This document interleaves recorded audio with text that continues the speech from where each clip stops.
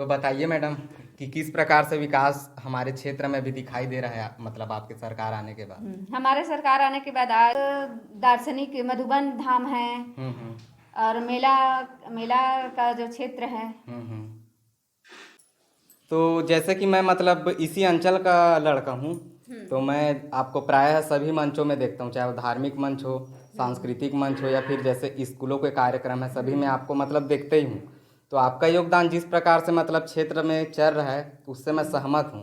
लेकिन जो समस्या है लोगों को, उसको आप किस प्रकार से बड़े जैसे जिला पंचायत का जो अध्यक्ष है उनके सामने या फिर बड़े मंत्रियों के सामने या फिर प्रशासनिक अधिकारियों के सामने किस प्रकार से रखते हैं आप? मैं अपने क्षेत्र की समस्या को अभी तक मंत्रियों के पास ले गई हूँ, बोली हूँ कि वो लोग हमारे क्षेत्र में विकास हमारे बताइए मैडम कि किस प्रकार से विकास हमारे क्षेत्र में भी दिखाई दे रहा है, मतलब आपके सरकार आने के बाद। हमारे सरकार आने के बाद आज किसान खुशहाल है, किसानों का कर्जा माफ हुआ है और आने वाले समय में सरकार किसानों के धान को खरीदी करने के लिए 2800 कुंटल में खरीदने के लिए भी कहे हैं हमारे भूपेश सरकार। और हमारे सरकार की योजना है कि वो अभी रामगमन वनगमन पथ योजना के अंतर्गत हमारे क्षेत्र में सड़क बनवा रहे हैं और क्षेत्र में साथ साथ बहुत सारे और भी मतलब विकास और कार्य भी हो विकास रहे के कार्य कर रहे हैं। साथ साथ दार्शनिक मधुबन धाम है हैं। और मेला मेला का जो क्षेत्र है। अभी राम वनगमन पथ सबसे पहले नंबर में है अभी हमारे क्षेत्र में। मतलब अभी ये मतलब ड्रीम प्रोजेक्ट है मतलब। ड्रीम प्रोजेक्ट है जिसका आज हमारे क्षेत्र में दिखाई दे रहा है। और गोधन न्याय योजना के अंतर्गत आज सरकार गौमूत्र को भी खरीद रहे हैं, जिसमें गौमूत्र को 4 रुपये लीटर में खरीद रहे हैं। और हमारे क्षेत्र में अभी बेरोजगारों को रोजगार भी मिल रहा है। अभी सरकार गोधन न्याय योजना के तहत जो साग सब्जी बो रहे हैं समूह वाली बहनें, गोधन न्याय के अंतर्गत उसमें बाल वाटिका और ऐसे बहुत सारे हैं जहाँ गौठान के अंतर्गत साग सब्जी का बुआई कर रहे हैं, जिसमें रासायनिक को छोड़ के उसमें रासायनिक केमिकल को हटा के उसमें जैविक पद्धति से खेती किया जा रहा है, जिसको हमारी बहनें शुरुआत कर रहे हैं। और साग सब्जी ऐसे बहुत सारे चीज़ है। साथ साथ अभी ईंधन का भी गोधन न्याय के अंतर्गत उसमें गोबर के गैस बना रहे हैं और बिजली उत्पादन कर रहे हैं। साथ साथ गोबर से जो जैविक खाद बना रहे हैं उससे खेती कर रहे हैं। और अभी कीटनाशक बना रहे हैं गौमूत्र से।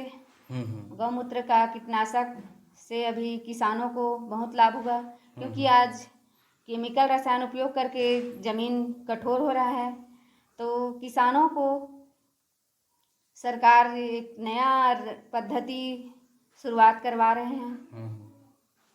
और सही बात भी है, छत्तीसगढ़ में मतलब किसी का भी सरकार आए, जो किसान जिस सरकार को मतलब अपना प्यार देते हैं सिर्फ वही सरकार में बैठ सकते हैं। अब आम लोग हैं क्षेत्र के, उनका समस्या आप किस प्रकार से दूर करते हैं? मैं उन लोगों का समस्या अपने स्तर से जितना हो सके मैं करती हूँ, क्योंकि अभी कई ऐसे लोग हैं जो बता रहे हैं कि क्षेत्र में कहीं स्कूल नहीं है, स्कूल में टीचर नहीं है, कहीं पर स्वास्थ्य केंद्र नहीं है, स्वास्थ्य केंद्र में भी डॉक्टरों की कमी है। तो इन सब के लिए मैं हमेशा बोलती रहती हूँ कि अधिकारी लोगों को कि यहाँ ये सब कमी है, और सरकार को भी इन सब बातों से अवगत करा रही हूँ। हमारी सरकार किसानों के कर्जा माफ़ किए हैं, साथ ही किसानों का और सभी लोगों का बिजली बिल हाफ किए हैं। साथ ही साथ अभी किसानों के धान का खरीदी कर रहे हैं। जो आप हमारे पहली सरकार है जो 2500 कुंटल में खरीदे थे, और आगे इसका रेट और बढ़ा रहे हैं, 2800 कर रहे हैं। और इसके आगे और हमारी सरकार अभी गोधन न्याय योजना के तहत बेरोजगार महिलाओं को, समूह वाली बहनों को, और बहुत से बेरोजगार हैं जो उसको ज़मीनी स्तर से गरीबों की सहायता के लिए अभी जिसके पास खेत नहीं है उन लोगों को भी 6-7 हज़ार सालाना दे रहे हैं जिनका खेत नहीं है उसको। और हमारी सरकार ऐसे बहुत से मुद्दे पर आगे आएंगे और आने वाले समय में सरकार बनाएंगे, क्योंकि हमारी सरकार पहली सरकार है जो 2 रुपये किलो में गोबर खरीद रहे हैं और 4 रुपये किलो में गौमूत्र खरीद रहे हैं। इसके साथ साथ ऐसे बहुत सारे विकास के कार्य हैं जो हमारी सरकार ने किए हैं। अभी जैसे आपने किसानों की बात किया तो मेरे को एक बात याद आ गया। अभी मतलब लगभग सभी जो सोसाइटी में मतलब खाद जहाँ मतलब मिलता है वहाँ मतलब खाद का थोड़ा कमी हो रहा है, तो इस पर आप क्या कहना चाहेंगे? ये केंद्र सरकार की नाकामी है जी, किस जिसके प्रकार वजह से आज किसानों को खाद के लिए दर बदर ठोकर खानी पड़ रही है। केंद्र की सरकार किसानों के, हमारी जो राज्य सरकार है वो किसानों के ही तैसी है, तो वो चाहते हैं कि उसके लिए मुद्दा बने, किसानों के विरुद्ध ये हमारा एम बने, मतलब उन लोगों के विरोध में किसान जो है सरकार के विरुद्ध आवाज उठाए खाद की कमी है करके। तो सरकार का इसमें कोई दोष नहीं है, इसमें केंद्र सरकार दोषी है, क्योंकि जनता ये सब तो डायरेक्ट नहीं जान पाते। और अभी आज हमारे ग्रामीण क्षेत्रों में आवास भी नहीं आया है, तो आवास के लिए भी केंद्र सरकार दोषी है, क्योंकि वो हमारे छत्तीसगढ़ के साथ सौतेला व्यवहार कर रहा है। अभी तक हमारे छत्तीसगढ़ के लोग बहुत सी चीज़ों में पिछड़े हुए हैं। इन सब का कारण केंद्र सरकार है। केंद्र सरकार को हमारे ये छत्तीसगढ़ के किसानों का धान जो खरीदी हो रहा था उसको भी अगर भूपेश सरकार 2500 कुंटल में लेगा तो हम उसका चावल नहीं खरीदेंगे करके भी बोले थे। हाँ, अभी मतलब कुछ दिन 4-5 महीना पहले, हाँ कुछ दिन पहले बोले थे। लेकिन आज ये हमारी सरकार कैसे भी करके किसानों की कर्जा माफ किए, धान खरीदी किए, और साथ ही साथ आज किसान खुशहाल है।